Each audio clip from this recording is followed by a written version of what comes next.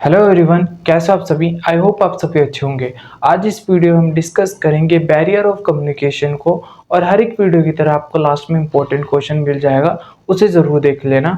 एक और इम्पोर्टेंट बात, आप प्लेलिस्ट को ज़रूर देखा करो ताकि आपको हर एक चैप्टर जो है वो सारे के सारे क्लियर हो जाए। आज हम पढ़ने वाले हैं बैरियर्स ऑफ कम्युनिकेशन। यहाँ पर बैरियर का मतलब होता है रुकावट यानी रोकथाम। जब एक पर्सन दूसरे पर्सन से कम्युनिकेट कर रहा होता है तो उस वक्त जो भी डिस्टरबेंस होती है, जिससे जो कम्युनिकेशन है वो पूरी नहीं हो पाती या डिस्टर्ब हो जाती है, उसे ही हम बैरियर ऑफ कम्युनिकेशन कहते हैं। ये बैरियर्स काफ़ी अलग अलग तरह के हो सकते हैं, जैसे semantic barrier, organisation barrier, psychological barrier, physical barrier. अब इन्हीं बैरियर्स को हम डिटेल में पढ़ते हैं और समझते हैं। फर्स्ट बैरियर है सेमेंटिक बैरियर, जिसे हम लैंग्वेज बैरियर भी कहते हैं। यहाँ पर सेमेंटिक का मतलब है वर्ड्स, पिक्चर्स, एक्शन, इनमें कहीं ना कहीं डिफरेंस आ जाता है, जिससे जो हमारी कन्वर्सेशन है वो अच्छे तरह से नहीं हो पाती। जैसे सिंबल्स विद डिफरेंट मीनिंग। बहुत सारे ऐसे सिंबल्स होते हैं जो सभी लोग यूज़ करते हैं, लेकिन उनका मीनिंग अलग होता है। तो ये क्या है? Symbol with different meaning. आपने दिखाया कुछ और सामने वाले ने समझा कुछ और। कल्चरल बैरियर, जब कल्चर यहाँ पर एक बैरियर बन जाता है, मीन्स इसे हम एक एग्जांपल से समझ सकते हैं। जैसे साउथ का कल्चर अलग है, वेस्टर्न कल्चर अलग है, तो जब इनके लोग आपस में कम्युनिकेट करते हैं तो वो परफेक्टली नहीं कर पाते, तो जो कम्युनिकेशन है कल्चर से भी इफ़ेक्ट होती है। बैडली एक्सप्रेस मैसेज, यानी कि जो आपने मैसेज परसीव किया अपने स्पीच में, वहाँ पर आपने बहुत बुरी तरीके से जो मैसेज है वो एक्सप्रेस किया। मीन्स आपके बोलने में हेजिटेशन दिखी, बोलने में कपकपाहट नज़र आई लोगों को, और जो मैसेज आप देना चाहते हो वो लोगों तक पहुंचा ही नहीं, और पहुंचा भी तो बहुत ज़्यादा ख़राब तरीके से पहुंचा। जो बैठने वाले हैं वो उस चीज़ को अच्छे से समझ ही नहीं पाए, तो ये भी एक बैरियर बन जाता है। नेक्स्ट है फॉल्टली ट्रांसलेशन, यानी इसमें आपने तो सही मैसेज दिया लेकिन सामने वाले ने उसका मतलब गलत निकाल लिया। अनक्लियरफाइड अजम्पशन, यानी आपने बिना क्लियरफाई किए उस अजम्पशन मीन्स मान्यता को मान लिया। अब यहाँ पर नेक्स्ट है स्पेशलाइज्ड लैंग्वेज। इसे हम एक एग्जांपल से समझते हैं।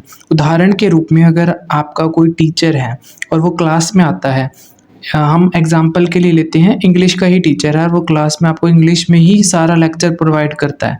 तो अगर आप इतने कैपेबल होते कि आपको इंग्लिश समझ में आती, तो आप अपनी किताबों से ही पढ़ लेते, वो तो सारी ही इंग्लिश में लिखी है। तो यहाँ पर ये जो स्पेशलाइज्ड लैंग्वेज होती है वो कम्युनिकेशन के अंदर एक बाधा बन जाती है। तो जो टीचर है वो क्या करेगा, जो मुश्किल मुश्किल वर्ड्स हैं उसको आसान लैंग्वेज में कन्वर्ट करके आपको समझाएगा, तभी आपको जो चीज़ें हैं वो क्लियर होंगी ज़्यादा। तो यहाँ पर हमने क्या देखा कि जो स्पेशलाइज्ड लैंग्वेज है कम्युनिकेट करते टाइम एक बैरियर बन जाती है। अब हम बात करते हैं फिजिकल बैरियर क्या होता है। फिजिकल बैरियर यानी कि फिजिकली एग्जिस्ट करती हैं जो चीज़ें, और उन चीज़ों से जो कम्युनिकेशन है वो रुक जाती है या उनमें बैरियर आ जाता है, उसको हम फिजिकल बैरियर कहते हैं। नो, इसको एक एग्जांपल से समझते हैं। यदि हम किसी शादी में हैं और वहाँ पर बहुत ज़्यादा आवाज़ आती है, तो हम अपनी बात दूसरे के सामने नहीं रख सकते और दूसरे की बात को हम सुन नहीं सकते। तो यहाँ पर जो नॉइस है वो एक फिजिकल फैक्टर है, जिसकी वजह से जो हमारी कम्युनिकेशन है वो इफ़ेक्ट हो गई। नेक्स्ट है इम्प्रॉपर टाइम, यानी कि आप इसे एक एग्जांपल से समझ सकते हो।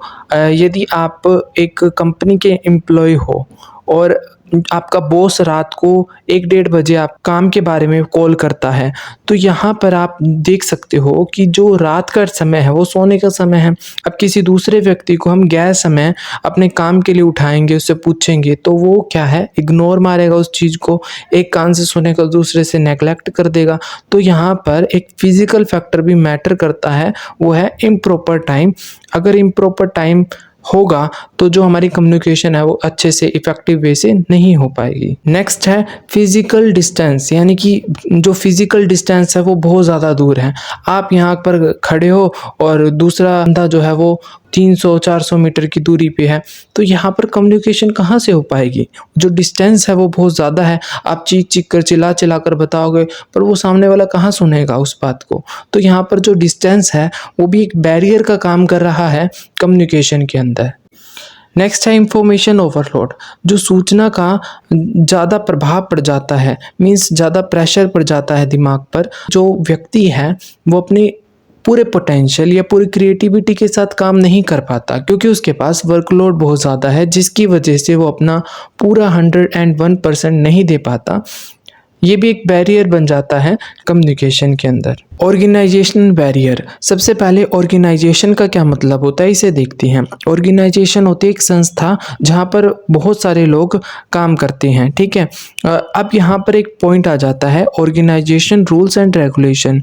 जो ऑर्गेनाइजेशन है वो कई बार अपने रूल्स और रेगुलेशन को बहुत ज़्यादा मुश्किल बना देती है, जिससे जो फॉर्मल कम्युनिकेशन है एम्प्लॉयज़ के लिए बहुत ज़्यादा मुश्किल हो जाती है। जो उनकी क्रिएटिविटी है, जो उनके बात रखने की स्किल है, वो सभी चीज़ों को ख़त्म कर देती है। अगर ये चीज़ें ख़त्म हो जाती हैं तो वो अपनी बात नहीं रख पाएंगे, तो जिससे ये जो कम्युनिकेशन का गैप है ये बहुत ज़्यादा बढ़ जाएगा, और जिससे एम्प्लॉयज़ और ओनर के बीच में एक बड़ा डिफरेंस जो है वो क्रिएट हो जाएगा। अब यहाँ पर ये एक बैरियर का रूप ले लेता है कम्युनिकेशन के अंदर। Non condition of meeting in time, कई बार कुछ ऑर्गेनाइजेशन अपने स्टाफ को गलत टाइम पर रख लेती हैं बिना अपने स्टाफ से पूछे, जिससे जो मीटिंग्स और कॉन्फ्रेंस आपस में मीट हो जाती हैं, जिससे कम्युनिकेशन का फ्री फ्लो टूट जाता है, जिससे एम्प्लॉयज़ और ओनर के बीच का गैप बढ़ जाता है, जो एक कम्युनिकेशन के बैरियर के रूप में उभर कर आता है। रॉन्ग चॉइस ऑफ चैनल, यानी कि कम्युनिकेशन के लिए हमारे पास बहुत सारे चैनल्स और मीडियम्स होते हैं, जैसे फेस टू फेस कम्युनिकेशन करना, फ़ोन पर कम्युनिकेशन करना, ओरल कम्युनिकेशन करना या ईमेल से कम्युनिकेशन करना। हर एक चैनल हर एक इंडिविजुअल के लिए परफेक्ट नहीं होता। इसे हम एक एग्जांपल से समझते हैं। कोई पढ़ा लिखा व्यक्ति है तो हम उससे राइटिंग कम्युनिकेशन के ज़रिए से अच्छे से अपनी बात को रख सकते हैं और दूसरे की बात को समझ सकते हैं। पर यहाँ पर अगर एक इलिटरेट पर्सन है, जो अनपढ़ व्यक्ति है, अगर मैं उससे राइटिंग कन्वर्सेशन करूँगा तो वो बिल्कुल भी नहीं समझेगा। तो उसके साथ मुझे कन्वर्सेशन करते समय पिक्चर्स का सहारा लेना पड़ेगा, ताकि मैं अपनी बात को उसे अच्छे से समझा सकूँ और दूसरे की बात को भी अच्छे से समझ सकूँ। तो ये भी एक रॉन्ग चॉइस अगर हम चैनल की चूज़ कर लेते हैं तो ये भी एक कम्युनिकेशन में अंदर बैरियर बन जाता है। नेक्स्ट है फिजिकल बैरियर, इसे हम इमोशनल बैरियर भी कहते हैं। मतलब हमारी जो सेंसरी रिसेप्टर्स होते हैं, जैसे कान, नाक, टंग, स्किन, ये सारी हमारी क्या हैं, सेंसरी रिसेप्टर हैं। इनकी एक कमी है कि ये बहुत ही ज़्यादा लिमिटेड है। मीन्स जैसे कि कोई कन्वर्सेशन चल रही है और उसे 2-3 घंटे हो गए, तो ये जो हमारी आँख है कहीं ना कहीं थक जाएगी। तो ये इसकी एक लिमिटेशन आ गई, जिससे जो कम्युनिकेशन है वो इफ़ेक्टिव तरीके से नहीं हो पाई। नेक्स्ट है प्री मैच्योर इवैल्यूएशन, मतलब आपने पहले ही इवैल्यूएट कर लिया कि क्या है और क्या नहीं है, बिना पूरी बात समझे और सुने। अनअटेंशन, यानी आप पूरे टेंशन के साथ सामने वाले की कन्वर्सेशन में इंटरेस्ट ही नहीं दिखाते, उसकी बात को सुनना ही नहीं चाहते। तो आप नहीं, खुद ही नहीं चाहोगे तो कन्वर्सेशन कैसे इफेक्टिव होगी। तो ये भी एक बैरियर बन जाता है कम्युनिकेशन में। पुअर रिटेंशन, यानी कि आपकी याददाश्त की जो कैपेबिलिटीज़ हैं वो बहुत ज़्यादा कम हो जाती है इसमें। मीन्स अगर कोई कन्वर्सेशन करने आता है और मैं उसको कन्वर्सेशन में समझा देता हूँ बात, ठीक है, कुछ समय बाद क्या होता है, वो मैंने जो उसे समझाया वो भूल गया। तो इससे क्या हुआ, जो उसकी रिटेंशन पावर है, मेमोरी लॉस की, वो उसके वजह से जो हमारी कन्वर्सेशन हुई थी वो इतने इफेक्टिव तरीके से नहीं हो पाई। डिसट्रस्ट ऑफ कम्युनिकेशन, यानी कम्युनिकेशन ट्रस्ट के ऊपर बेस होता है। मीन्स अगर आपको किसी व्यक्ति के ऊपर विश्वास है तभी आप उस कन्वर्सेशन को बहुत अच्छे से डीपली समझोगे। आपको विश्वास ही नहीं है तो आपका दिमाग की जो भी बात वो बोलेगा एक कान से सुनोगे, आप दूसरे कान से निकाल दोगे। तो ये क्या है, सारे के सारे साइकोलॉजिकल फैक्टर्स हैं, जिसकी वजह से जो कम्युनिकेशन है वो इफ़ेक्टिव तरीके से नहीं हो पाती।